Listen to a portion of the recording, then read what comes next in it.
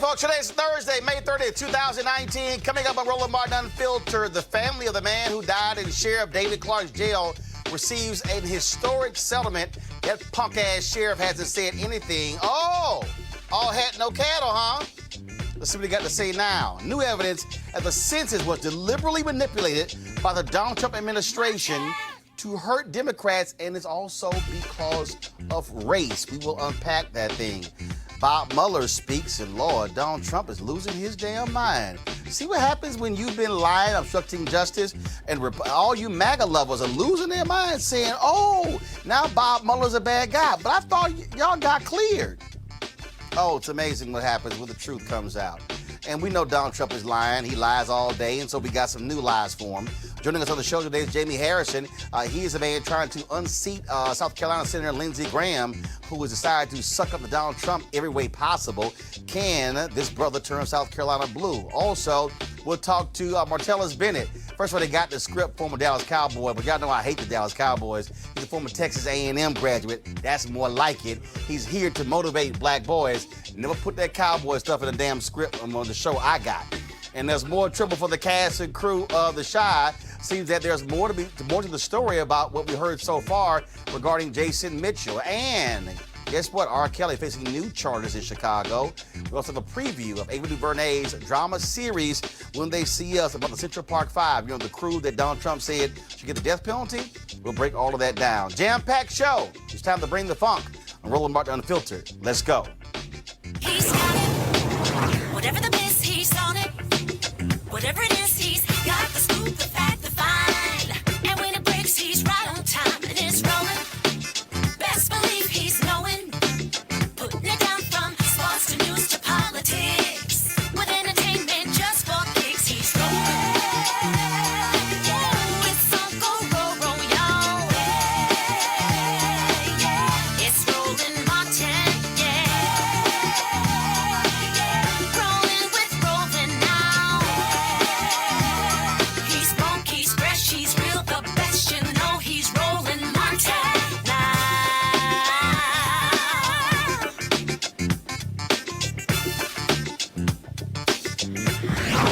Martin. All right, folks. So the former sheriff in Milwaukee County, David Clark, has his inaction in his jail has led to the family of Terrell Thomas getting $7 million. Thomas died of dehydration in Sheriff Clark's jail when he was denied water for 7 days. The family attorney described his death as torture. While in jail, his water turned off because he supposedly flooded another cell by stuffing a mattress in the toilet. Well, the water was never turned back on, and he died a week later. Now, of course, David Clark is no longer the sheriff there, and, of course, he has nothing to say about this. It's no shock whatsoever. But this also speaks to the kind of treatment that we see in jails across this country. We want to talk about this here with our pal. Joining us right now is a former NFL player, Texas A&M player, Martellus Bennett, Dr. Greg Carr, Chair, Department of Afro-American Studies, Howard University. Also joining us is Teresa Lundy, founder of TML Communications, and, of course, the loudmouth himself, the loudmouth Kappa, A. Scott Bolden, former chair, National Bar Association, Political Action Committee. But there's two alphas here, so we'll keep the little Kappa in order. I want to start. So stop talking. Here's the thing that's crazy about this here. Here you got Sheriff Clark running his mouth, talking about being a fiscal conservative, loving Donald Trump. And now the Trump people have actually kicked him to the curb. And he's such a whip, he even blocked me on Twitter because he don't want to debate me like the other Fox News people. But this is a guy, he literally kept water from this guy. This guy was over the jail, and he didn't care. He didn't care. This brother died. And, in fact, 4 people died in his jail under his leadership watch. I mean, it's ridiculous. He's shown that he has no regard for human life. He's got a long track record of abuse. Last time I saw David Clark, he was sitting in the studio when you posted him up in there. He didn't know you were going to call him online in the air. And he just turned around, and at one point, he kind of smiled. He broke character. He knows this is wrong. Fortunately, a court of law also has, enforced that it's wrong. But this just talks, it really speaks to the deep cynicism in the GOP at this point. And they'll use anybody until they won't. Ben Carson's probably next. They're going to kick them both to the curb. Martellus, we got a bunch of other stories of, again, people being beaten, attacked in prison. And there's just this gross disregard for people who are in prison. And unfortunately, too many other people say, oh, they deserve to be there. Who cares? Even though they might be in prison, they're still human beings. Yeah, I think there's a people, when they look at someone for what they did, they don't really think about growth. You think about reform, prison reform, or you think about the ability to change people and how people could change. There's nothing's put in place for grow people as they're in prison. They go there and they're forgotten. They get lost in the shuffle. There has to be something where they continue to be educated and continue to grow as people. That's the biggest thing. Like, no one should really be punished forever. They could learn and they could grow, and they should be able to show how much they have grown and how much they have learned. Well, you can't learn and grow here because he's dead. Well, it's interesting you talk about growth, but the reality is the captors, the oppressors, the police, the prosecutors need room for growth too, because none of this is personal. And, as a former prosecutor from New York and criminal defense lawyer, when I would have clients who would come in and clearly look like they've been abused from head to shoulders and what have you, we would ask the pictures be taken of them in court. This happens every day in courtrooms and jails across this country. You just don't necessarily hear about it,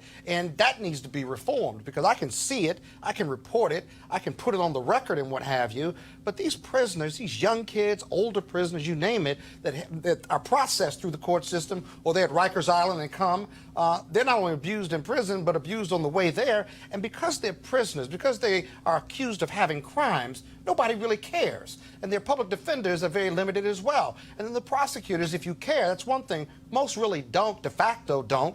And so they're caught up in this political and criminal justice vortex that won't let them go. They get lucky if they can get out, if they have money for bail, or if they beat the charge, right? That alone should be enough for them not to go back to prison. Teresa, what you're dealing with is, again, we have a society in this case where this fake black man, David Clark, treated inmates as if they were nothing. Sort of like Sheriff Arpaio in Arizona. It's probably who he wanted to mile after. This guy's dead. This is not somebody who was injured, went to the hospital. He's dead. Right, and Sheriff Clark treated them as they were slaves, treated them, these prisoners, these humans, these brothers, these nephews, like they were forgotten, like they were lost, like they went to sentence and then they pretty much got sentenced to death under his ruling. So when I see the GOP kind of toss him to the side and by the waistline, I'm actually glad, because I hope it's a wake-up call to every African-American that is under the GOP, especially as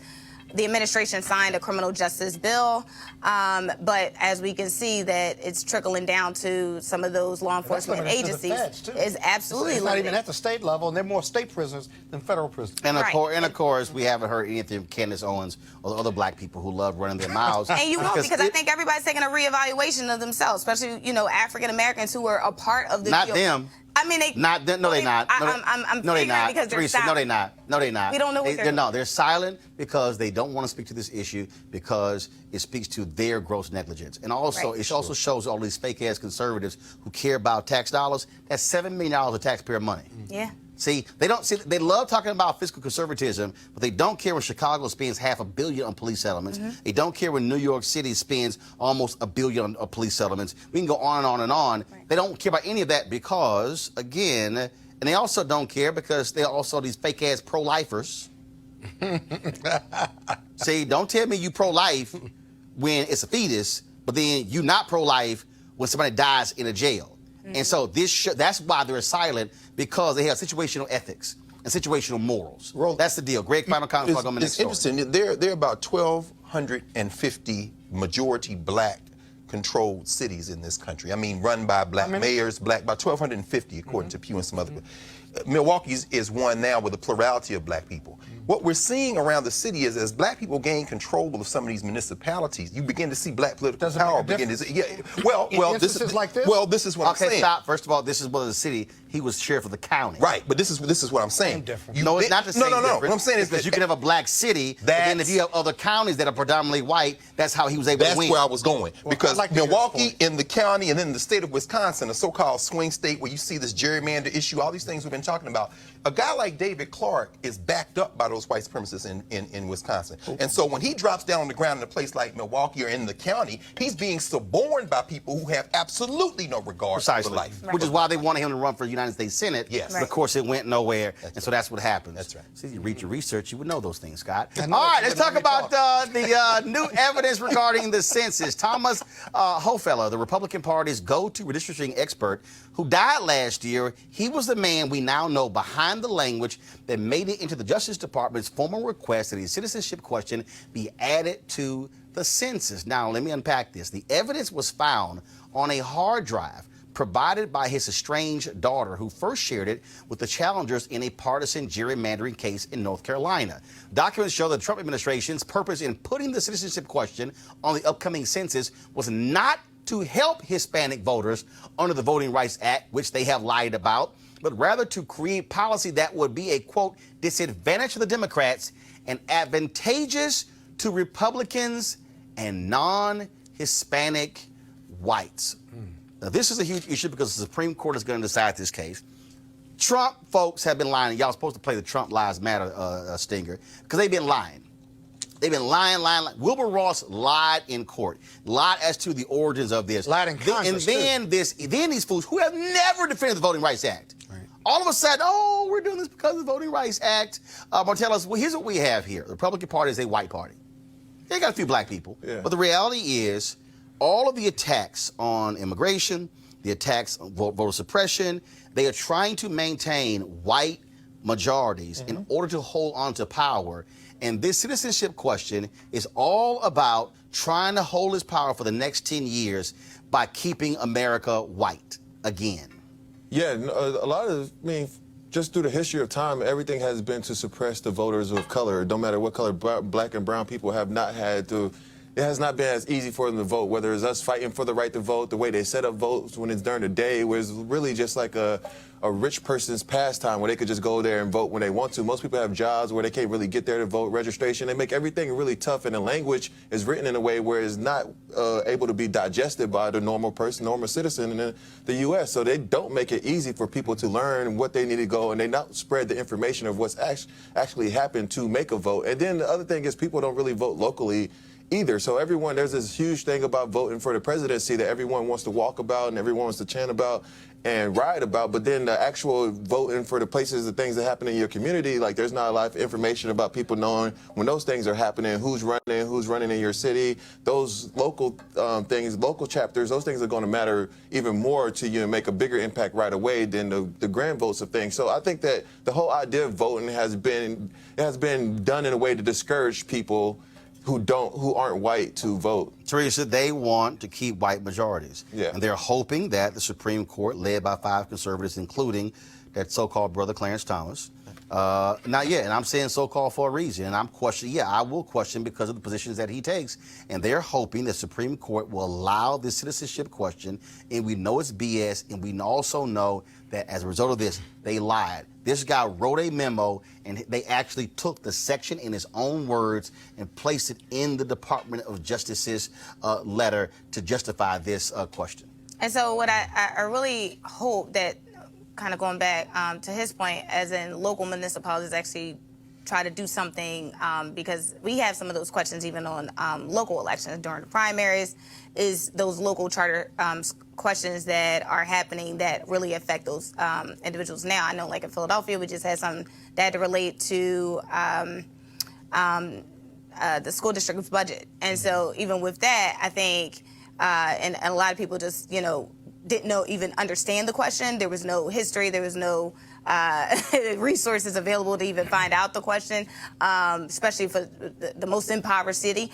And so I think, when we're starting to look at a national scale with some of these questions and Supreme Court statements, people just aren't having a better understanding, nor is it being explained. So, well first of all, in this case here, this is not a question in terms of a ballot initiative. What this is about is challenging the citizenship of individuals, even though the census is about counting everybody. That's right. And see what they also do, how they also pimp this game, Scott, is that they will also use prisoners, count prisoners for the purpose of the census, count prisoners for the purpose of partisan gerrymandering, but then say, oh, y'all also can't vote. And so with this particular question is about decreasing the number of Hispanics in the country, fearing that they're not going to answer the question, therefore shut the door, which means a decrease in federal resources, and it impacts the lines. Because what people don't realize is that based upon the census, if you have a population like in Texas, the last census, Texas added 4 new congressional seats because the population increased, largely because of Latinos. Well, which means that you're going to have some losses. The losses when it comes to Congress, which also means electoral college losses. Come on. Okay, see, I need y'all to follow me on this thing. See, I know some of y'all at home going, oh my God, is it electoral college? Yes. What you need to understand, population shifts causes changes in congressional representation in the House. Senate stays the same, everybody gets 2, but it causes them in the House. Well, what are the states that are likely going to lose congressional representation over the next 20 years, which means loss of electoral college votes? Right. Ohio, Right. Michigan. That's right. Pennsylvania, Wisconsin, all Midwestern states where there are lots of white people, the Rust Belt. And so for the people at home who, especially some of y'all Negroes out there, who are like, oh no, we shouldn't be counting these folks, this is about protecting white interests. But everything has always been about protecting white interests. Oh no, absolutely. But, oh no, absolutely. But what this is, Getting it in print. But what this is, because in 24 years we'll be a nation majority of people of color. Exactly. What they're trying to do is slow that down. So they're saying, hold up, we know this thing is changing. We know the annual white death rate in 10 states is actually higher than the annual white birth rate. But what this is about is, how do we codify this? And that's why they want the Supreme Court to rule. Exactly. But look at the browning of America. What is fascinating about this in a negative way is how the GOP and other white organizations are systematic in their effort to combat politically, business-wise, economically, socially, combat the browning of America. They, at local level, county level, federal level, everything that they're doing here, pay attention, right, is to either suppress the black vote, suppress people of color's economic ability to move ahead, gerrymandering, you name it, because they're trying to hold off on the majority of this country being people of color. Now, the real danger in that for them, and what they won't ask us about, is this, Professor. You know, their fear is rooted in, they believe that if we become the majority, I think, that we're going to treat white Americans the way they treated us. And that's what they scared us, Scott. Exactly. Because they know what they did to us. That's right. Now, watch and are still doing. Greg, hold on, go finish. Okay, but watch this now, right? If you look at our culture of people, black people, if there's any person or group in America that should be the angriest of all, it is black America. Right. And we're the most sympathetic. And we're the most sympathetic. Yeah, we're the most sympathetic. We want to matriculate. We want to integrate. We want our fair share, our piece of the pie. Some of y'all want to integrate. A lot of us. I would say we did two decades too early. No doubt. We didn't turn it back, brother. We didn't have the infrastructure. But they haven't paid attention. They haven't paid attention to what our culture says, which is completely different than their oppressive culture. Greg. That's right. You know, Roland, this is and this might be the most important topic we're discussing tonight. To tie a couple of things you said, Brother Bennett, together. The local level is very important. This affects local politics as well in terms of distribution. And when you said that our folks maybe don't understand, you know, we're out there trying to make a living, trying to survive, to listen to what Roland said, to you to walk through this, very important. There are 435 seats in the federal legislature, the Congress. That number doesn't increase. So for a state to 435 in the House, 100 in the Senate. Exactly. So for a state to get a congressperson, some other state has to lose them. Yep. So what they've done is with this guy, Thomas Hochbelter, and mind you, we wouldn't have even known about this had his daughter not been on the internet looking for him and found out that he died. She didn't know he died. She was estranged. Because they were estranged. That's exactly right. So then she reaches out to her mother and to look through for family photographs and stuff. She discovers all these hard drives and then reaches out to this nonprofit to say, I'm looking for a lawyer that's not connected to my father because I'm trying to get this probate stuff done. And then she says, but I did run across these things that might be interesting. And here's where it gets very interesting. This New York billionaire, Paul Singer, he was the one that paid for the memo that this guy wrote, because the question was, and here was the question, how can we increase our strength in the Republican Party? That's when this guy writes a memo and says, you've got to reduce, in the sense, we got to be able to reduce the number. And to reduce the number of people who we don't want voting, you should move from counting just bodies, people who live in these states, and go to counting, this is their strategy, voting age citizens. That's what they want to move to. But guess what? The only document in the federal law that was even tracking any number of voting age citizens was the Civil Rights Act of 1965. Yeah. Why was that? Because they wanted to make sure that black folks were being represented in the federal legislature. So now they... Voting Rights Act. Voting Rights Act, excuse me, Voting Rights Act. So then what does Hofstadter say? We got to be able to tie this to voting age citizens, but we don't have any data. Right. The best way to get data would be to put a citizenship question on the census, and that would also serve to scare these people off from answering the census, and that would shrink it. Their real strategy, finally, this is why this lawsuit for the Supreme Court is so important. This is why John Roberts, feckless John Roberts, Justice Gorsuch McConnell, and this Brett Beer Kavanaugh, and this Tom Thomas, this is why this block is so important. When they had oral arguments a couple of weeks ago about the census question, they look like they're ready to buy this exact opposite thing of saying that it's going to help voting when in fact it wouldn't. But here's the real issue. They want to get to the point where they can count voting age citizens. Right. If they start counting voting age citizens, right. That means they can now move those seats to those growing majority states, but also reduce the number of non-white people who are going to participate in the process. And as Roland always says, they want to run this thing for the next 50 years. And that's why the court is so important. Which is why you have to understand the lawsuit in Ohio that went to the Supreme Court. White guy filed where they are purging people by saying if you have not voted in the last 2 elections, we will automatically remove you from the voting rolls, because the next step, Greg, is going to be not just those of voting age, but those who vote. Right. Which is why, which I told y'all what happened in Florida. One of the reasons Andrew Gillum lost, because white folks in Upper Florida who are senior citizens voted at higher rates than you did black folks and brown folks in Miami-Dade County and Broward. Understand this, okay? So let me just say this before I go to my next story. This is why y'all ain't getting this on CNN. No. You're not getting this on MSNBC. You're not getting it on Fox News. That's right. Because you have to understand what Republicans are doing. They are specifically going through and saying, okay, we have to figure out legal ways to restrict voting. The guy who died, he was their top expert on gerrymandering. That's right. Oh, y'all might say, okay, gerrymandering. Yes. Remember the Wisconsin case when the Supreme Court kicked it back? There are 2 gerrymandering cases right now before the Supreme Court. One from Maryland involving Democrats in one district, but the other involving North Carolina. Exactly. You also have the Pennsylvania case in gerrymandering. If this conservative Supreme Court rules that gerrymandering is allowed, every state will create gerrymandering. That's why in some states, Democrats can win 55% of the vote. That's right. But then they don't win the majority of the seats because of gerrymandering. All of these things are linked, and all of these things go back to the highest court in the land, Supreme Court, deciding this, which is why they refused to have Merrick Garland even have a hearing, which is why I'm still upset that Obama didn't nominate a black woman to the Supreme Court, because he wanted to play fair. They don't play fair. Just had Mitch McConnell say, of course, if there's an opening next year in the presidential year, we are going to have hearings. But he said something differently in 2016.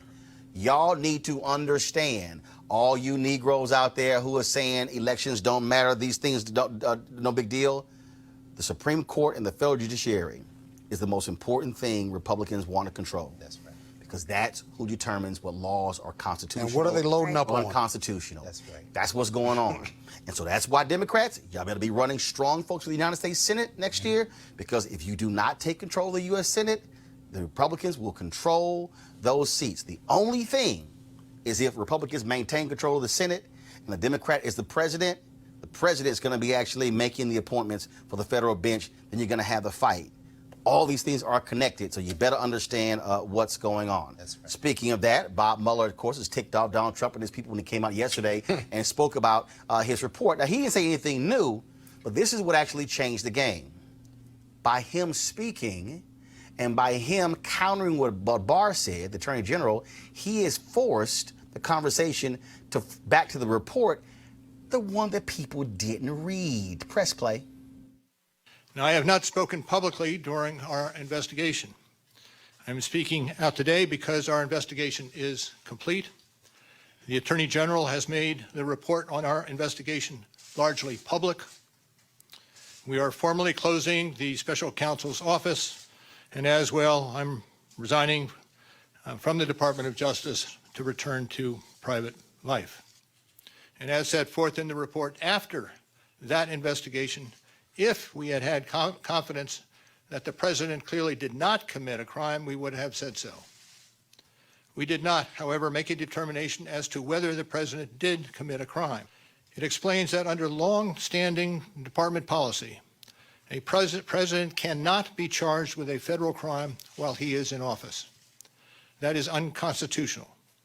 Even if the charge is kept under seal and hidden from public view, that too is prohibited. The special counsel's office is part of the Department of Justice, and by regulation, it was bound by that department policy.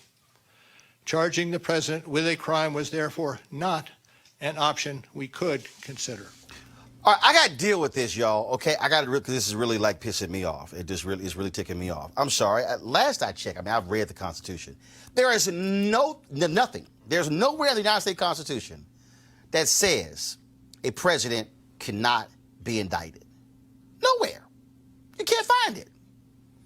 What he's talking about, Scott, is a memo that was written by the Nixon Department of Justice in order to ensure Nixon didn't get indicted. Come on. And all of these people are acting as if this is like manna from heaven, like God told Moses, here are the 2 tablets, and you can't indict the president. It's a bullshit memo. Right. I wish we had it for some written by Nixon supporters. Well, remember who ended up the Attorney General in that Nixon Justice Which one he fired to? No, I'm talking about the one who said he would do whatever Nixon wanted. Robert Bork. No. William Rehnquist went over there, and Bork was over there, and John Roberts clerk for William Rehnquist. You see, these people think generationally, but let's think about this for a second. It's very important what you just raised. Mueller believes in America to a fault. I think what Mueller is saying, basically what he's maybe afraid of is, if he indicts the president of the United States, now you've thrown this country into chaos. He don't want to set no precedent. It's already in chaos. Well, but it's already. But what I'm saying is, here's my problem with that. You know what I'm saying? But here's my problem with that, and that's what that nonsense Nancy Pelosi is saying. Yeah. Right. But the Constitution clearly lays out high crimes and misdemeanors. Yes. The Constitution has created a provision that a president can be removed. Right. And my problem is these people in D.C. have walking around like, oh, no, you can't touch the president. I mean, and that's why when Trump came in, he was like, oh, hell, I can do what I want to do. Yeah, but it's a political.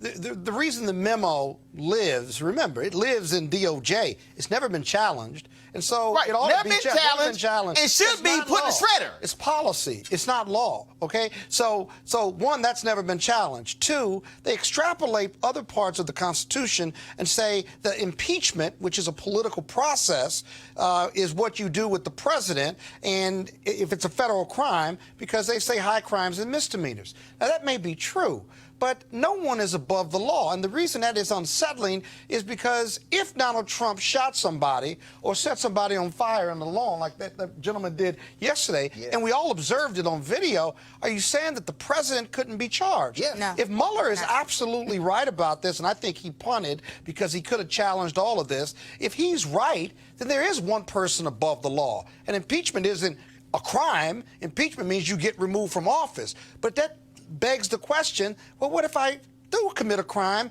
I can just walk away. Well, that's nonsense. Or do I have to be charged by the state if I kill somebody while I'm in office? And this is the thing that, Martellus, is driving me crazy.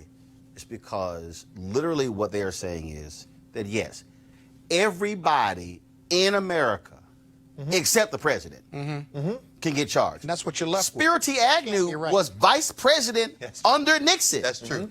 Got charged. It's tax evasion. What? Had to resign. At the state level, though. Yeah, but no, I got you. But he the vice president. Yep. Right. They are making the argument that, oh, no, president is just totally untouchable and can do what the hell he wants, because the logic was he would be too busy being president if he got charged.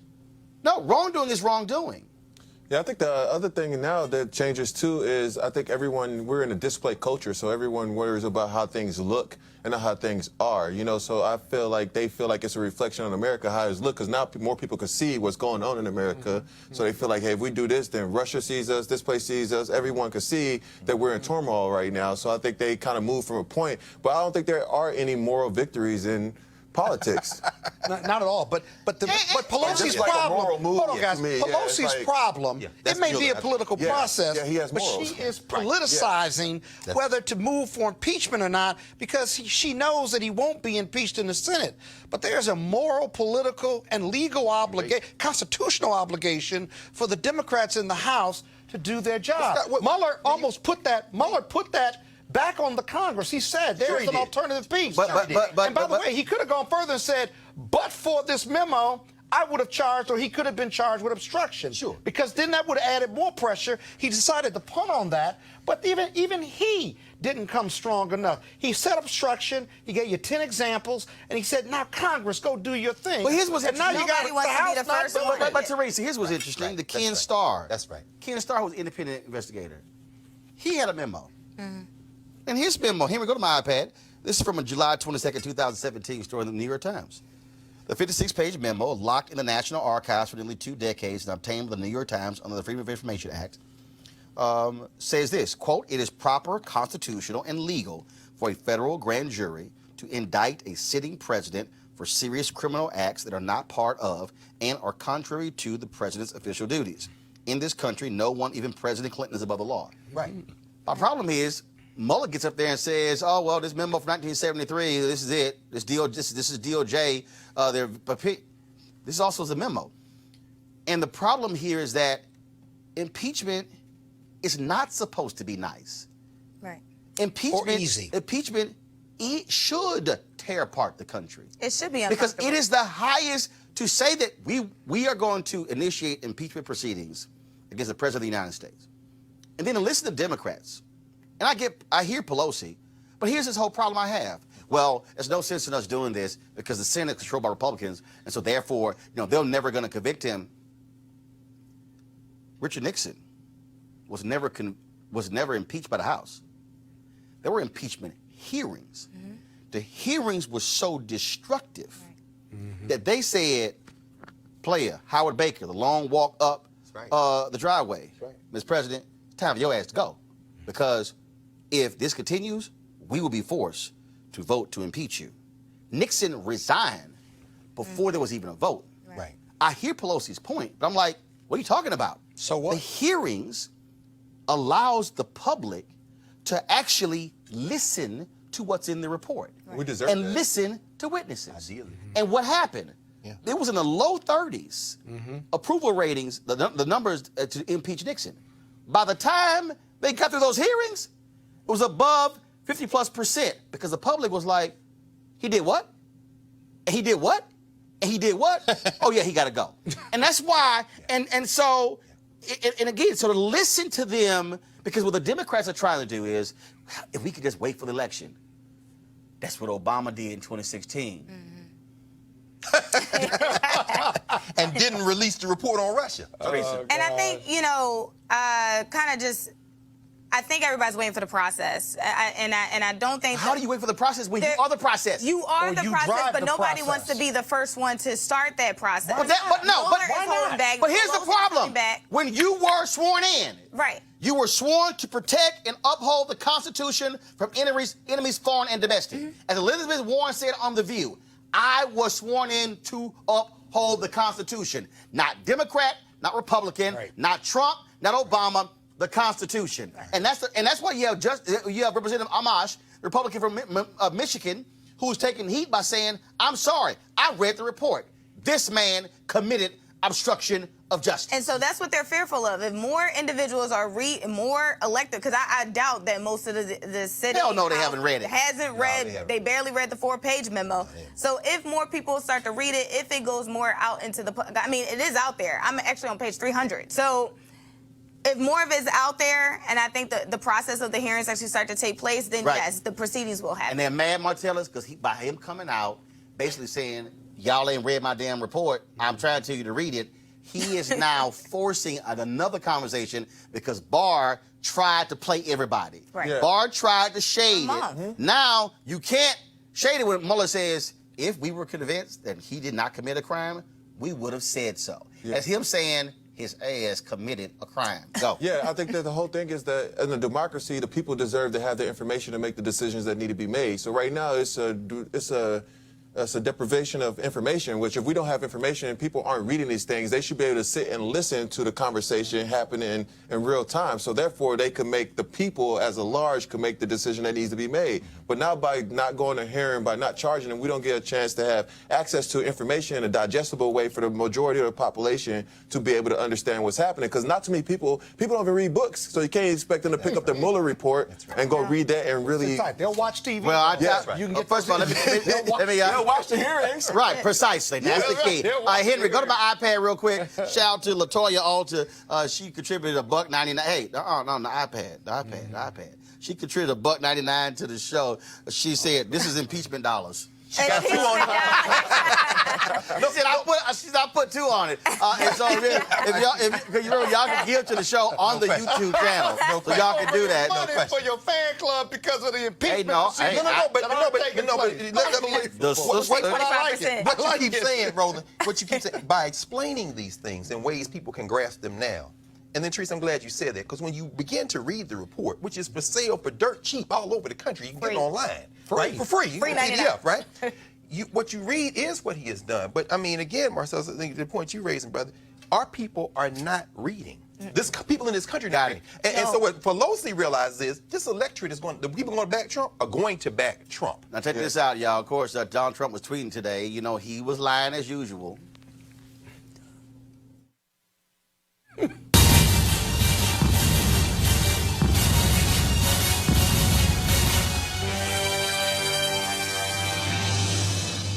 He kept denying Russia helped him, but then guess what? His little sticky fat fingers all of a sudden said what the truth was. This is what he tweeted this morning. Russia, Russia, Russia. That's all you heard at the beginning of this witch hunt hoax, and now Russia has disappeared because I had nothing to do with Russia helping me get elected. Boom. Ah!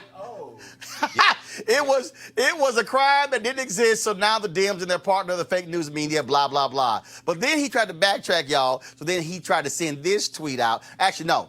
He, first of all, deleted the tweet, tried to send another one, then he realized, well, damn, that really didn't do the trick. So then he decided to hop in front of the cameras. Watch this. No, Russia did not help me get elected. You know who got me elected? You know who got me elected? I got me elected. Russia didn't help me at all. Russia, if anything, I think helped the other side. What you ought to ask is this. Do you think the media helped Hillary Clinton get elected? She didn't make it. But you take a look at collusion between Hillary Clinton and the media. You take a look at collusion between Hillary Clinton and Russia. She had more to do in the campaign with Russia than I did. I had nothing to do. And by the way, that's one other thing. If you look, this was all about Russia, Russia, Russia. They don't talk about Russia anymore because it turned out to be a hoax. It was all a hoax. But your little fat finger says something different. Sure. Bottom line is, you're lying. You're lying. Mueller yesterday said a foreign country did in fact interfere with our election. We know for a fact that Russian hackers access the voting records of 2 counties in Florida. For some reason, they won't tell us what those counties are. We know for a fact that he and his cohorts, his campaign, they were trying to meet to get dirt on Hillary Clinton. You are a liar. You're an orange liar, but you're a liar. And they're going to accept it. That's why every time he lies, y'all, we will use hashtag Trump Lies Matter. Now, speaking of lying, there's nobody who has lied more to help Donald Trump than Senator Lindsey Graham of South Carolina. In fact, he has absolutely embarrassed himself. He should never call himself a friend of Senator John McCain again, because what he has done to suck up to Donald Trump is actually shocking, stunning, and pretty pathetic. And the person who says it's time for him to go is Jamie Harrison. Jamie, a top official in the Democratic National Committee. He joins us right now. He announced that he is running for the United States Senate in South Carolina. Jamie, you got an uphill battle, of course. You're in a red state. A lot of black folks, but you still got a lot of white folks who wave their Confederate flags. Lindsey Graham, of course, has been reelected several different times. What will it take for you to beat Lindsey Graham in South Carolina? Yeah, Roland, I tell people this whole red state, blue state stuff is an excuse. I mean, think about Maryland, think about Massachusetts, think about Maine. Those are quote unquote blue states, but what do they have in common? They have Republican governors. So the Republicans don't cede anything to us, so why the hell should we cede anything to them? We are going to fight, and we're going to give Lindsey Graham the fight of his life because we're going to start talking to the people. We can spend all day talking about Lindsey, but Lindsey is just part of the problem. These people in South Carolina are going through something on a day-to-day basis. I was just in Denmark, South Carolina this weekend handing out just bottles, hundreds of bottles of water to people because the government, the local town, had been putting chemicals in the water for 10 years. Chemicals that the EPA said that they shouldn't have put in there. And so do you think Lindsey stepped into that town? Did he make a phone call? Did he go there? It's a predominantly African-American little town. He didn't. He didn't lift a finger. So these folks need someone who will go in and fight for them. And that's what I want to do. That's who I am. That's what I've done my entire life. And that's what I'll do as the United States Senator. You also have a guy. You also have a guy right now who we have video of him talking about impeachment, talking about high crimes and misdemeanors. Now he's saying that Democrats led a rectal exam of Donald Trump and that Mueller should move on and so should we. I mean, did he kind of forget what he had to say? Does he have dementia? Does he have Alzheimer's? Well, Roland, I don't know if you've seen my video. We kind of highlight some of the back and forth between what I call Lindsey 1.0 and Lindsey 2.0. And the Lindsey 2.0 is in essence a overpaid a golf caddy. I mean, this is a guy who will say any and everything because he believes that he needs to touch the emperor's robe in order to have power. The sad part is that he doesn't use any of that power to benefit the people of South Carolina. Again, it's going to be a huge race. You got to raise a lot of money. You got to go across that particular state. I'll ask you this. I asked Bernie Sanders a question. This is the last question. Are you going to go look broke white folks in the eye in South Carolina and say, your education is bad, your health care is bad? Why are you going to vote for a guy who wants to get rid of the very health care that's actually saving your life? Yeah, I am. And you know what I'm going to do, Roland? So in South Carolina, 4 rural hospitals have closed. And it's because the Republicans refuse to allow Medicaid expansion. Lindsey Graham has his healthcare bill, Graham Cassidy, that he made up in the barbershop with Rick Santorum somewhere in Washington, D.C. But what this means in these communities is that if you have complications with diabetes, you have a stroke or you have a heart attack, doesn't matter if you're black, white, Latino, doesn't matter if you voted for Donald Trump or you voted for Hillary Clinton. It's a matter of life and death. And so in the cause of it is the Republicans who refuse to allow this healthcare to happen in these communities. I'm going to fight tooth and nail, and I'm going to educate the people of South Carolina because that has not happened here in well over a decade about what these guys are doing on a day-to-day basis to take their taxpayer dollars and give it to other states. All right, folks. Jamie Harrison, good luck. We appreciate it and look forward to having you back. I appreciate you. All right, thanks so much. Thank you, man. All right, folks, got to go to a break right now. We come back at Roland Martin Unfiltered. We'll talk with Martellus about his new book. All of that, Roland Martin Unfiltered. Back in a moment. You want to check out Roland Martin Unfiltered? YouTube.com/Roland S. Martin. And subscribe to our YouTube channel. There's only one daily digital show out here that keeps it black and keep it real. It's Roland Martin Unfiltered. See that name right there? Roland Martin Unfiltered. Like, share, subscribe to our YouTube channel. That's youtube.com/Roland S. Martin. And don't forget to turn on your notifications so when we go live, you'll know it. Hey guys, they're back. MarijuanaStock.org has another great investment opportunity. If you were lucky enough to invest in their last crowdfunding campaign, you know they raised a lot of money in just a few months investing in legal marijuana farms. Those additional investors now own shares of a publicly traded company. They're on fire. Now, of course, many of you missed it the first time. Now you have a second shot. They have a new investment opportunity that is as good or, if not better, than the last time. I'm talking about industrial hemp CBD. For those who don't know, the hemp plant is the cousin to marijuana with a much higher concentration of CBD, which means hemp CBD gives you all of the medical benefits of marijuana without getting you high. Until recently, hemp farming was practically illegal in the United States and heavily regulated by the DEA. However, the 2018 Farm Bill recently passed in Congress, making it legal to grow hemp CBD in the U.S. and creating one of the largest commodities worldwide. They need land to grow all of the plants. This makes for an incredible investment opportunity, and that's where our good friends at 420 Real Estate come in. Their business model is simple. They buy land that supports hemp CBD grow operations and lease it to licensed hemp-paying tenants. Now, that's right. They are hemp CBD landlords, and you can get in on the action. You can invest in this crowdfunding campaign for as little as $200 up to $10,000. Like I said, you don't want to miss out. You should certainly join the folks who are investing. You can go to marijuanastock.org, marijuanastock.org, to get in the game, and you should do it now.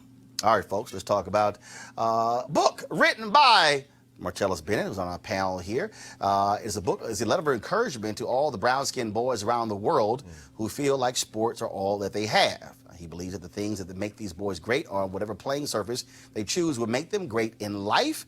And so let's talk about his book right now with Martellus. So first of all, where did the book idea come from? Well, I originally wrote this poem watching the Alton Sterling incident. I didn't really, usually when I get lost for words, I usually turn to my art. Like whether it's painting, I paint those moments, or I kind of paint the way I feel to translate, to communicate with the world what I'm going through. So I wrote this poem originally then because when I see Alton Sterling, I saw myself. Saw my brother, that could be any of us, and I think that's a big thing about this world. For us, when we see things happening to black people, we realize that could be any one of us and anyone that we know. When the rest of the world sees that, they be like, oh, that's not you, you don't live there, or that couldn't be you in those situations. So that's when that's why I wrote the original poem.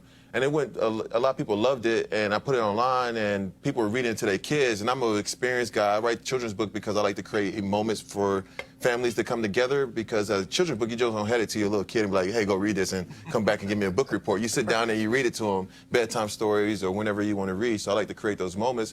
But mainly, like in my company, I focus on creating escapism for black kids, because I think escapism is one of the things that we miss out on the most, because when you get to visit other worlds, fictitious world that were built, you come back a little changed and realize your world doesn't have to be the way that it is. And we don't really get to experience escapism. We don't get Star Wars, we don't get Hogwarts, we don't get all these other places that exist in the world. So that's how I come out make these things. But Dear Black Boy, to make a Dear Black Boy, I believe that like the children are the landscapers of our tomorrow. Yes, sir. So for me, I try to pave the way. I want the world. I want to shape the world, what the world's going to be like that my daughter's going to live in the future. So a lot of the times when I'm working with kids and kids who look like me, look like her dad, and things like that, so that I could see the change happening as I go. So I felt like as a black man, people probably ask you, what sport do you play when they meet you? They don't really ask you what you're interested in and what you're doing or who Which you are. pisses me off.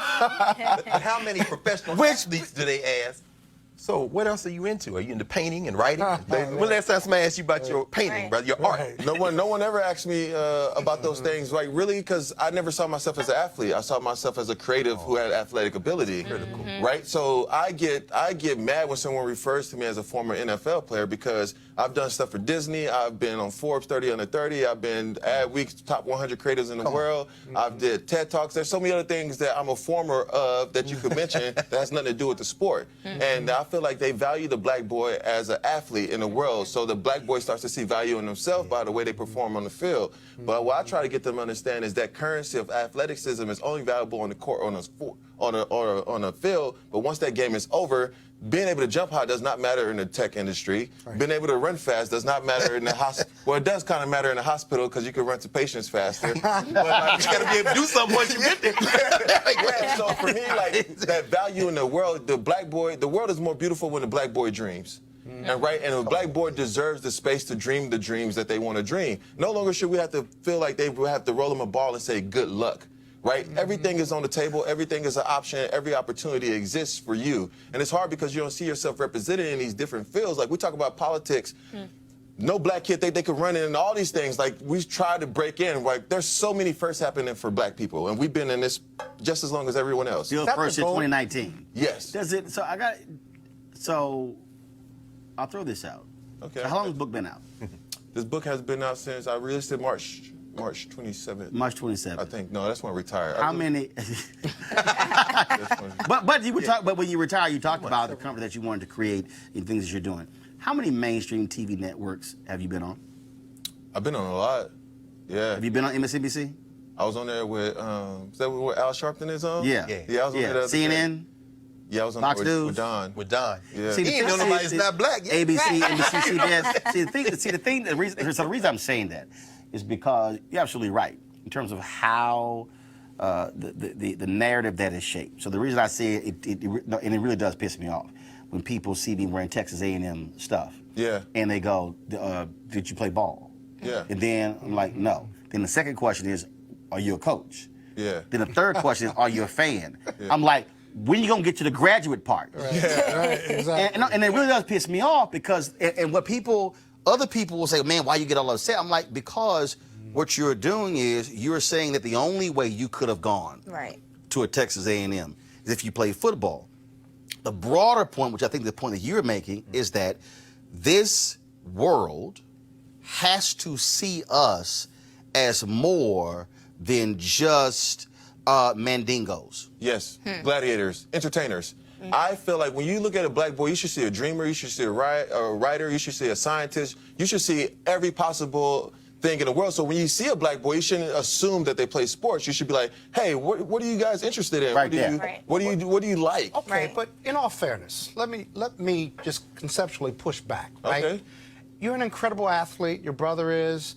They see you on TV. You chose to play football. You chose to Folks who be don't know, paid. his brother's Michael Bennett. Absolute also Michael Texas Bennett. A&M graduate. Right. And plays now. So you were a willing prisoner of that athletic and NFL culture, and yet you do other things. I was not a prisoner. Hold on. Aren't you asking the public to to be more difficult and to go deeper into you when all they know, just from a big picture standpoint and PR standpoint, is you as a football player? No, I am not, because I was never, I am not a football player. I play football. That's not who I am. That's one thing I did. What's the difference? That's something I did.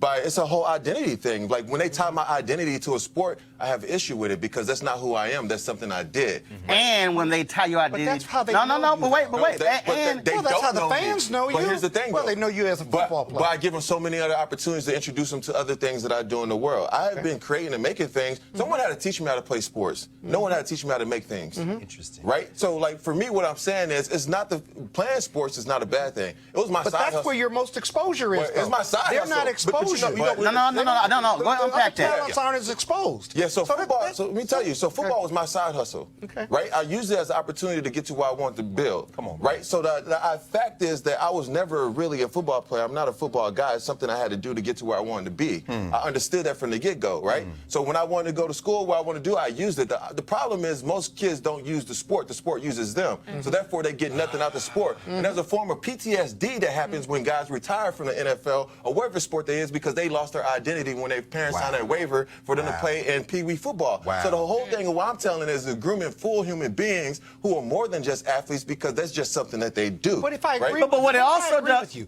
Hold on one second. I agree with all of that, right? But at the same time, isn't it unfair to criticize others who see you as an athlete and an NFL football player because that's their greatest exposure? But they that's would what assume, you're known for. The problem is they would assume I played in the NFL even if I didn't play in the NFL. Boom. Because I'm 6'7" black. Boom. Right? There you go. No, he's not. No, he's not. I was waiting for that. No. Hey, Roland, watch this. Scott, just because nobody ever asked you did you play ball, don't mean that they don't ask the rest. No, they don't. No, they don't. Hell no. But this is my agent. But look, this is They asked you if your ass was a trainer. They ain't asked you if you were a damn player. Right. But let me say this to you, brother, because I think it's very important for us to understand.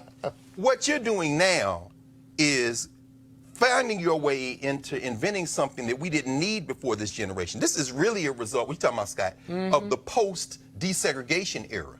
Because if you think about, let's go back even to Paul Robeson, or before that to Major Taylor and these cats. If you were an athlete in our community, you were in black institutions, which means you were also good in athletics, but you were also good in academics. And a lot of these cats went out and built companies and became lawyers and doctors. Right. After the 60s, where you see desegregation, when they began to cherry pick black athletes and put them in these white schools, the thing got inverted. So this generation now, Sustained. you have much more in common with a Bill Russell or a Paul Robeson, or an Althea Gibson, who was like that than you do. But what happened is now. I can agree. No, wait a minute. You had to invent I it. agree with this, brother. Wait a minute. Martellus, go ahead. Martellus, go ahead. Yeah, so what I'm saying is, like, there's, like, the thing is, like, when you limit a black boy to just thinking that sports is the only escape, right? There's so many kids who became doctors and lawyers this weekend that never got put on a pedestal, right? But the NFL, you see the draft, you see these kids. So you see people that you can relate to that make you believe like that's the thing that you could do. But once you don't see the doctors, you don't see the film directors, you don't see that stuff. But those people exist. That's right. But they have to be. Here's why. No, here's why. No, here's why, Scott. Here's why. Stop yelling. No, here's why. Because you're not discussion. listening. I'm Here's why. listening. I can't Here's hear why. 'cause you're yelling. Here's why. Because when they do that, the problem is, to your point, when they see the person who is 6'7" who didn't play ball, they have now associated 6'7" and 250, 260, 270, 230 African-American, with male. oh, you play ball. Right. What you're saying is, no, y'all gonna look at me for me. Ask me what you do, which is the point I am making. So I don't want to hear somebody say, oh, Roland, you're built like a running back. I didn't play goddamn football. Yeah, okay? right. Never played football. But let me- so don't tell me I'm built like somebody when I'm not. Roland was the dude who, when Yates High School won a state championship, my ass was in the press box videotaping the game because I was at the Magna School of Communications. Right. I wasn't there to play ball. And if we don't push back on that, that means that when teachers see a boy who is 6 foot tall in the 8th grade, they're going to say, why don't you play ball? Why don't you play ball? Yeah. Unlike we had a brother who played football at Texas A&M who was not playing on an athletic scholarship. He was there on an academic scholarship because he was there to be an architect. And the coaches used to get pissed because, why you late? Because of the architecture project. But that's an issue, too, because now when black boys go to colleges, they go to these major universities, they push and discourage you to take on majors that take you away from the game. That's right. This has come to a problem of not bringing a whole human being. Like they say, what they usually do is say, they'll say school first, football second. No question. You see what I did right there? School first, football second. Hold on. Put the camera on Martellus. Put the camera. School first, football second. That's what they do. That's how they tell you. They show it to you. The whole idea is that when guys go to school, every black kid thinks that they're going to make it to the NFL. They're not. There's only 1,500 guys in the NFL. Come on, brother. 1,500. There's 100,000 And people. in the history, the number is even skewed. Right, no, but the point is, compared to only every year. Right. I mean, every year. Like, Exactly, yeah. And, Right. see, and what I have been trying to do, so you take as a brother right now. Folks ain't ever even heard of this brother. You heard of, who's the NBA commissioner? Al Silver. Adam Silver. Adam Silver, yeah. Oh, you talking about the young cat that's Who's, going to Australia? who's the number 2? Oh, wow. Oh, it's a brother. Oh, my goodness. Yeah. Okay, you really gonna get your stuff revoked. Hold on. No, No, he it a is. capper. He is, you're right. You don't even know. I see his face. You don't even know. You don't see his face. I do see his face. You don't even see his face. see his face in my You don't even see his head. face. So here's my name. His name is Mark Tatum. That's it. Yeah, Mark Tatum. Of course Let me that's tell you it. about Mark I'm telling you that's who it is. So here's the point that I keep making. Here's the point that I keep making. Brothers, if y'all want to be in the NBA, be Mark Tatum. Oh, no question. There's a possibility. The whole thing Right, is... but Teresa, if I never see a Mark Tatum, Right. and I only see LeBron, and I only see Steph, well then I want to be LeBron and Steph. Versus Mark Tatum gonna be there for about 30 years, and he gonna make a hell of a whole lot of money, and maybe and commissioner. he ain't bouncing one basketball. I think always it's the quick fix that they teach young boys. Like my nephew's 13 now, and and he's quite tall to be in 7th grade. So he goes to all white school, and mostly they was like, hey, you should probably go play basketball or football, right? And the guy gets Both. And he gets straight A's. And I said, but then I remember one time he pulled out his phone in class and it was just, oh, let's just sound the alarm. You know, we might have a problem here. So which is it? So now he might have a behavior problem because, you know. Here's the thing. When I came out of high school, I was the #1 basketball player and the #1 football player in Texas. I was in the NBA draft in high school. I was an honor roll student. I was one of the smartest kids in the school. The thing is, what happens is when you have a kid lean on that sports, there has to be this intersection where it's okay to be intellectual and athletic. Right. But now when you athletic, they push you away from being intellectual and try to groom you to be the athlete because it's the #1 way that we think of escaping. And that's right. And then they cut off any information about the ones that do what you do, which is a maroon. You run out and do this other thing. 2 quick examples. I had a lot of these young people at Ohio State when I was teaching out there as a graduate student. Robert Smith went to medical school. Right. You can't believe how the Ohio State football, they went ballistic. This guy is a baby. What are you doing? Went nuts. You know, and retired early. That's right. From the Minnesota Vikings, and they were mad as hell. Mad as hell. And he said, I like my brain. That's exactly right. That's what it come down to. But like, at a young age, you don't really worry about your brain. No, right? I'm gonna get paid millions of dollars. The money. When you start having a family and you have other people to care about, then you be like, oh shit, you know, maybe I should be.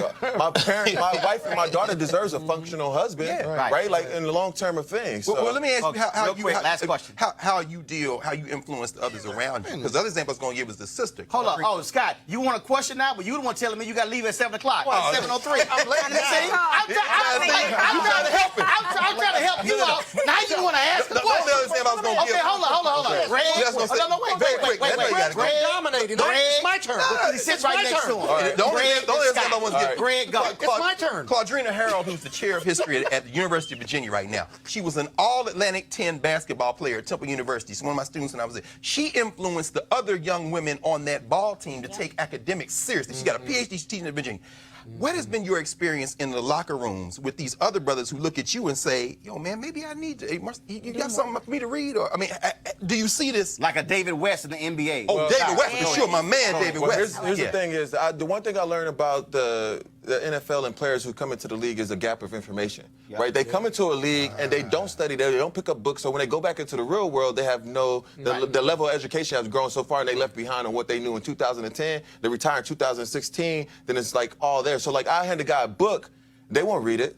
They don't like they have no thirst. They never had a thirst for knowledge. Right. You know, very few of them will actually by like, design. So let me ask you this. They don't want smart. They don't want intelligent people. They want intelligent football players. So when they say a guy's smart, they're talking about his football IQ, not his intellectual IQ. Which is why Rosen, when he was in Arizona, one of the criticisms, even though he's white, it was like, he's too smart. Right. That's what knocked on me throughout the NFL. Really? I was a smart guy, and I was too smart. I had a coach tell me before a team meeting, come in and say, like, hey, Martellus, I'm gonna make some mistakes today. Can you like hold your questions or anything? Oh no! Wait a minute. He didn't want you to shame him in the meeting because it's not shame. It's about getting the right information. No, right? I don't think about it in a way of like combating and having a rebuttal. It's like, no, coach. I'm a note taker, and I learned to be a note taker because I was playing for the New York Giants, and our offensive coordinator was Kevin Gilbride, and he used to chew your ass out if you mess up, right? So we had this one play, and Eli like threw a lot of interceptions because he had to make these routes, right? But there was a play where we couldn't run a post against a quarters defense, whatever. I'm just getting a little deep, but because Hakeem Nicks was running a post on the backside. So in the meeting, he starts cursing at me, and he's yelling. So I'm going through my notebook. I go back to June 3rd. This was like September. Brother. So he's going on to something else. I'm flipping through my notebook. I get to June 3rd, and I'm like, hey, yo, coach, on June 3rd, you said we do not run a post if we have a post on the backside by the ex-receiver, and it's right here, and then he turned red, and Eli turned back to me. Eli was like this. My coach was like, hey, you got him. So I always like the information because I could perform the way I'm supposed to perform, and they'll throw shit on you when it's the rules that they taught you. Come on, Kels, real quick question. Okay. How do we close the enlightenment gap? You're clearly enlightened. I can name a handful of athletes, whether I've represented them before or not, that clearly are enlightened, multifaceted, multi-talented, bright, capable, beyond football IQ. How do we close that enlightenment gap across the board with all athletes, African-American athletes? Yeah, I think in your opinion? I think it's about giving them the space to be who they want to become. right? A lot of these guys are pushed into this direction, and they never really get to explore the world. So when you don't get to explore, you cannot discover, right? So a lot of these guys never discover things that they're interested in outside of the sport because they was never encouraged to explore things. So once you get to the NFL, this is all you ever wanted as a kid. Why would I explore any other avenue that could possibly, this is supposed to last forever, but then realize that the average career is 3.5 years. Right. If you're lucky. I played for a decade, right? And I ain't planning on playing for a decade. I almost retired after my 3rd year. But they could study other stuff while they're in the NFL. But they should. That's the thing. It comes back to time. But why would I study when I never studied? I never created the habits of learning or gaining information or seeking information when information is always given to me, or I got a pass to be able to play at a high level. And then we also have to own up to the reality that when you also have family, who is also, what happened to me in L.A., happened in L.A., and a sister at KJ LH, she said, had a photo of her son on the wall. And she said, that's my first rounder right there. I said, what? I said, what did you just say? That's my first rounder. I said, no, that ain't your first rounder. Why aren't you raising him to be the owner of the team?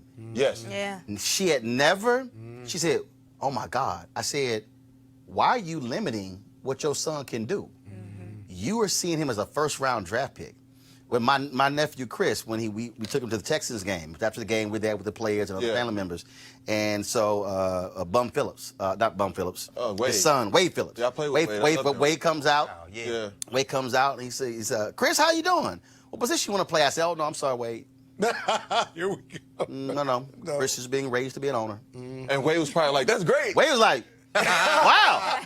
But I needed him to understand. Right. No, we ain't talking about linebacker, running back. And no disrespect to that, but I needed Wade to understand. Yeah. Here's the thing, though. This is what I like to call a social currency. Right? In our community, if a kid that has a great jump shot walks into the barbershop, we celebrate him. Great point. We put him up. If a kid who walks in as an honor roll student, they be like, oh, they'll come in, like, that's the first round, he's going to be great. They don't come in with a kid who's an intellectual and be like, he's going to change the world. Come on, brother. He's going to start the next big tech company. They never encourage that way. Right. But the athlete walks in, everyone's like, great game. Everyone shows up to support his game. No one goes to their spelling bees. No one goes to see the black kid that's doing the science fair, that's building the next tech robot or doing these things. So if you don't feel encouraged or empowered by your community, why would I stay in that field when my community celebrates this? Because every kid wants to be celebrated, and every kid deserves to be celebrated for what their genius is. Some kids are geniuses on the field. More kids are geniuses off the field. That's right. And they should feel like it's okay, and they should feel encouraged to dream the dreams that they dream. And it doesn't have to be, you don't have to play sports to feel like you're black. Which was why it was very interesting. It was very interesting when I graduated from Jack Yates. And to your point, we had a number of players who went on state championship football team, guys who ran track, and they had medals, UIL medals. Yeah. But with graduation, I was in School of Communications. Yes, sir. I had 10 medals. Tops in television, tops in radio, tops in every single field. Was voted the best student whole School of Communications. They gave medals for that. Oh, yes, we did. That's important. So that educators can do that. When that was graduation, the athletes had their medals. Right. Walked my ass across stage with my medals. And my deal was my jacket. We had Letterman's jackets. Academic achievement. For School of Communications. See, that's critical. Mine says R. Martin, Mr. TV. Mr. T. That's fire. The deal. Mr. TV. Because the other students, I shot everything. They'd be like, here come Mr. TV. TV. Yeah. Then that's why we go now back to reunion. They're like, damn, he did exactly what he was doing. But the key is, the cats who play ball, to your point, they're retired. I'm still doing while I was there. Because it's forever. Because your mind is, your athletic ability is going to lose it. You're going to lose your athletic ability. And every ball is going to go flat. But your life does not have to flatline when that ball goes flat. You dropped about 5 phrases. That's why I want all of y'all. That's dropped about 5 jewels. That's why I want all of y'all to get his book, Dear Black Boy. Where can they get it? Oh, they can get it on Amazon. Actually, I'm the publisher and the printer. Come on. I pick out the paper. No, but where can they get it when you get all of the money, not Amazon? You can get it on the imaginationagency.com. Okay, so give it again. Theimaginationagency.com. Theimaginationagency.com. We'll tweet that out as well. Dear Black Boy, all of y'all should get your copy. We got to go, but I got to squeeze this one in because Martellus has never likely seen this segment. But we always have fun with this one. We done found another crazy-ass white person. No charcoal grills are allowed. I'm white. I got you, bro. Illegally selling water without a permit On my property. Whoa! Hey! You don't live here. I'm uncomfortable. All right, y'all. So a Starkville, Mississippi couple was enjoying a holiday barbecue over the weekend when a crazy-ass white woman pulls a gun on them. Here's the video. This lady literally just pulled a gun because we out here and didn't have reservations for a lake that we didn't even know we had to have reservation for. We didn't know. The only thing you had to do was tell us. We didn't know, man. We didn't know. The only thing you had to do was tell us to leave. We would have left. You did not have to pull a gun. Well, I'm just telling you, you need to leave. We're leaving. Because it's under private ownership. Well, that's all you had to say. That's all you had to say. Y'all just can't be out here. Well, that's fine. ALA will not let you. They the ones that have it. That's fine. All right, y'all. Her name is Ruby Howell, and she told the couple that they needed reservations to be at the park. Apparently, the company she works for, Campgrounds of America, they don't quite agree. Guess what? Her punk ass got fired. I keep telling y'all, keep recording white people doing this. Right. And what we should then do is go apply for her job. I'm telling you. Hopefully get the same rate. If the white people keep getting fired. We should just make a documentary. We should make a documentary about crazy ass white people doing crazy ass shit. Dude, this is turned into damn near a daily segment. It's so ridiculous that it doesn't even make sense. I think what happens is change happens when you. This is one thing I call this a Trump effect, right? When you have someone who has such a big stage and they promote racism, it makes the other racism feel like it's okay because now they feel like their views are supported by someone in the highest position. People walking around with guns because someone's at a park, right? Right. Oh, you're at the park? What? First of all, I'm not even on your grass. I'm out here. I'm like, what is this? Like, they feel like they own everything. Yep. Right? You do not own everything. You do not own the space. You do not own us. Like, the whole thing with, like, even like women, you don't own women. You don't, all this shit just crazy. It's just. Privilege. This is real simple. Right. If more of y'all white people keep doing crazy stuff, we get y'all jobs. We gonna keep rolling the video, and if y'all keep getting fired, y'all could help end the black unemployment rate. So I encourage y'all to still keep acting a fool, and we're gonna keep showing y'all crazy-ass white people right here on Roland Martin Unfiltered. Hey, I gotta go. Don't forget to support our Bring the Funk fan club. Every dollar you give goes to make this show possible. We are independent. Nobody owns us, not corporate. We can talk about what we want to talk about as long as we want to talk about it. We talk about black folk stuff. We're unapologetic when it comes to being black. You ain't gonna see Don Lemon wearing an African outfit on CNN. No, not gonna happen. Oh, some of y'all might. Oh, just in case for some of y'all out there who want to be a hater, and some of y'all probably saying, well, you didn't wear one when you on CNN. Check your ass. Go see what happened when the Detroit NAACP had their Freedom Fund banquet and Reverend Jeremiah Wright spoke there in 2008. Go see who was on with Soledad and what was I wearing? The same African outfit, the white and gold was on the cover of my book, Listening to the Spirit Within. I'm just saying, don't try it because I got receipts. Go to RolandMartinUnfiltered.com and join our Bring the Funk fan club. Don't forget, all of you people, fan club members, you can get discount to books on my site, RolandSMartin.com. Of course, several different books. You already have the promo code. If you're all y'all who use the Cash App, y'all didn't put your emails on the Cash App. That's why you have the promo code. Email me. We'll send y'all the promo code after we verify y'all paid. All right, we got to go. Y'all have an absolutely great day. I'll see you tomorrow. Holla!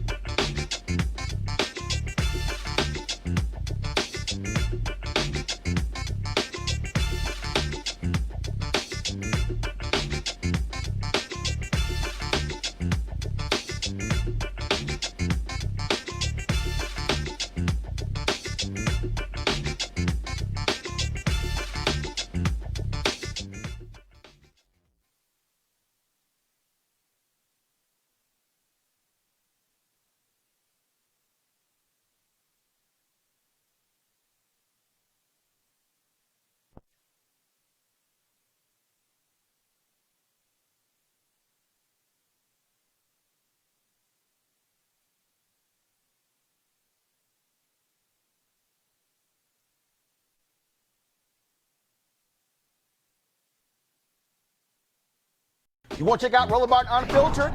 YouTube.com/Roland S. Martin. And subscribe to our YouTube channel. There's only one daily digital show out here that keeps it black and keep it real. It's Roland Martin Unfiltered. See that name right there? Roland Martin Unfiltered. Like, share, and subscribe to our YouTube channel. That's YouTube.com/Roland S. Martin. And don't forget to turn on your notifications so when we go live, you'll know it. Hey fam, want to check out Roland Martin Unfiltered? The blackest show on all of digital, cable, and broadcast. Check out our audio podcast. There's only one daily digital show out here that keeps it black and keep it real. It's Roland Martin Unfiltered. Press play. You want to support Roland Martin Unfiltered? Be sure to join our Bring the Funk fan club. Every dollar that you give to us supports our daily digital show. There's only one daily digital show out here that keeps it black and keep it real. It's Roland Martin Unfiltered. Support the Roland Martin Unfiltered daily digital show by going to RolandMartinUnfiltered.com. Our goal is to get 20,000 of our fans contributing $50 each for the whole year. You can make this possible. RolandMartinUnfiltered.com.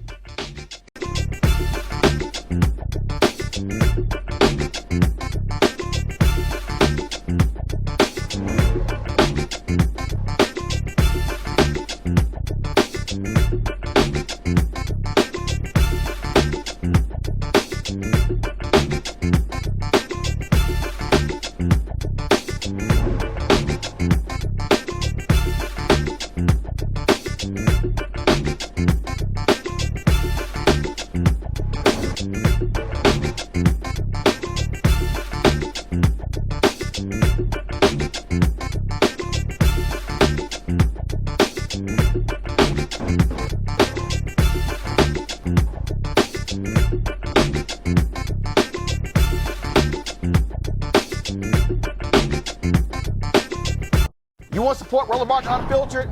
Be sure to join our Bring the Funk fan club. Every dollar that you give to us supports our daily digital show. There's only one daily digital show out here that keeps it black and keep it real. It's Roland Martin Unfiltered. Support the Roland Martin Unfiltered daily digital show by going to RolandMartinUnfiltered.com. Our goal is to get 20,000 of our fans contributing $50 each for the whole year. You can make this possible. RolandMartinUnfiltered.com. You want to check out Roland Martin Unfiltered? YouTube.com/Roland S. Martin. And subscribe to our YouTube channel. There's only one daily digital show out here that keeps it black and keep it real. It's Roland Martin Unfiltered. See that name right there? Roland Martin Unfiltered. Like, share, and subscribe to our YouTube channel. That's YouTube.com/Roland S. Martin. And And don't forget to turn on your notifications so when we go live, you'll know it. Hey fam, want to check out Roland Martin Unfiltered, the blackest show on all of digital, cable, and broadcast. Check out our audio podcast. There's only one daily digital show out here that keeps it black and keep it real. It's Roland Martin Unfiltered. Press play.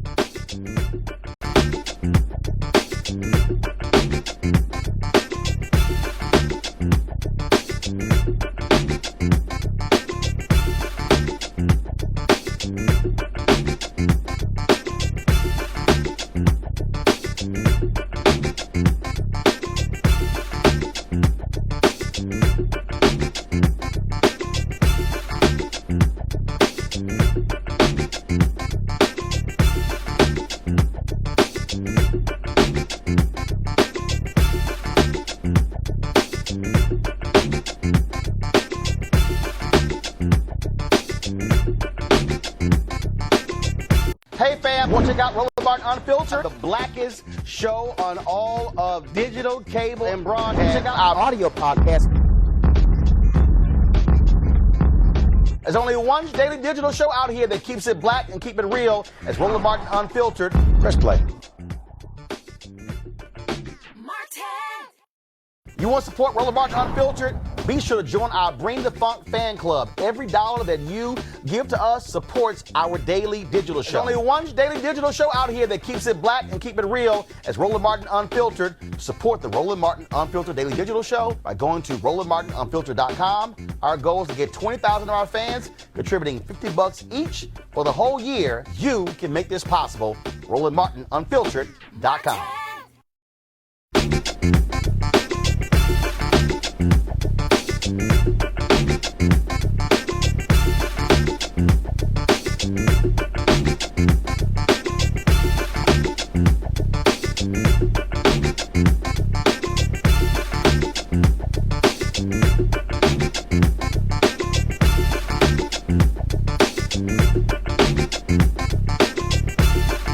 Citizenship.